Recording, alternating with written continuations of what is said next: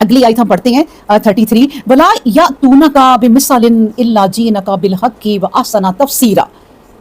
اب اللہ تبارک و تعالیٰ ایک اور بھی دلیل دے رہے ہیں کہ اے نبی ولا یاتونک، ہم آپ کے پاس نہیں لاتے کچھ بھی، جو بھی کچھ آتا ہے نا آپ کے پاس تو وہ کیسے آتا ہے؟ بمثل، یعنی آپ کے پاس کوئی مثال ایسی نہیں آتی، الا مگر جئنک کا، ہم لاتے ہیں اس کو بالحق کی، حق کے ساتھ، وَأَحْسَنَ تفسیرہ، اور بڑی خوبصورت احسن تفسیر کے ساتھ ہم آپ کے پاس لاتے ہیں. اے نبی ہم آپ کو جو بھی بات بتاتے ہیں وہ کوئی بے معنی نہیں ہوتی.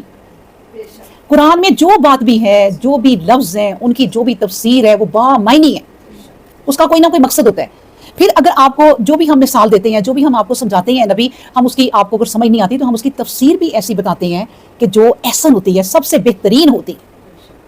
تو اس لیے اللہ تبارک و تعالیٰ نے کہا اس قرآن میں تم کوئی نقص نہیں نکال سکتے، کوئی تم کسی چیز سے انکار نہیں کر سکتے، لیکن کافر انکار ہی کرتے رہیں گے.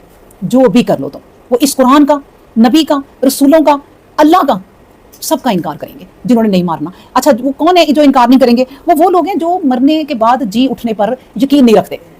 وہ کہتے ہیں بس زندگی ملی ہے یوں ہی گزارو، بہتر سے بہتر زندگی گزارو، ایک دفعہ ملی ہے جی لو، پھر کون سا دوبارہ اٹھنا. یہ ہے ان کا ایمان، اس لیے وہ اس چیز میں لاپرواہ ہیں. پھر کہا اگلی آیت پڑھتے ہیں، آیت نمبر 34 الذین یحشرون. اب دیکھیں یہ جو باتیں کرتے ہیں نا اس طرح، اب ان کا کیا رزلٹ ہونا ہے اس کے بارے میں اب بتایا جائے گا کہ اللہ نے کہا آ جاؤ اب یہ جو باتیں کرتے ہیں میں بتا دوں کہ ان کا ہونا کیا ہے. الذین یحشرون، وہ لوگ جب اکٹھے کیے جائیں گے، علی وجوہہم، اوپر اپنے چہروں کے بل، الی جہنم، جہنم کی طرف. اب دیکھیں آپ یہ سوچیں کہ اللہ تبارک و تعالیٰ کو ان کی باتیں اتنی بری لگتی ہیں کہ اللہ نے ایک تو انہیں جہنم میں پھینکنا ہے. اب پھینک دو بھائی، آگ میں انہوں نے جلنا ہے؟ نہیں، جہنم میں بھی پھینکنا ہے تو رسوا کر کے، ذلیل کر کے، منہ کے بل چلا کے. یعنی اتنا غصہ ہے اللہ تعالیٰ کو کہ انہوں نے میرے نبی کی بات کو جھٹلایا، بلکہ استہزاء کیا، مذاق کیا، اور اللہ کو بھی جھٹلایا. اب دیکھیں اللہ نے کہا نبی کریم صلی اللہ علیہ وسلم کے پاس صحابہ بیٹھے ہوئے تھے نا جب اس طرح کی آیتیں پڑھی گئیں تو انہوں نے کہا نبی کریم صلی اللہ علیہ وسلم منہ کے بل کیسے چلیں گے لوگ؟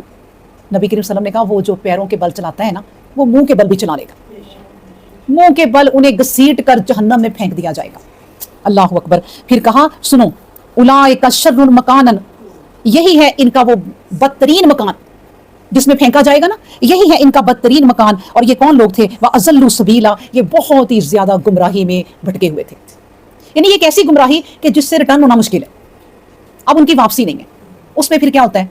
اللہ تبارک و تعالیٰ ان پہ مہر لگا دیتا کہ یہ لوگ صحیح ہونے والے نہیں ہیں. تو ایسے لوگ، یہ ان کا رزلٹ ہے جو ذہن میں رکھیں کہ جو بالکل اللہ کے انکاری ہیں، جو نبیوں کے انکاری ہیں. اس لیے اللہ تبارک و تعالیٰ نے کہہ دیا کہ آمن الرسول بما انزل الیہ من ربہ والمؤمنون، کہ میرے رسولوں پر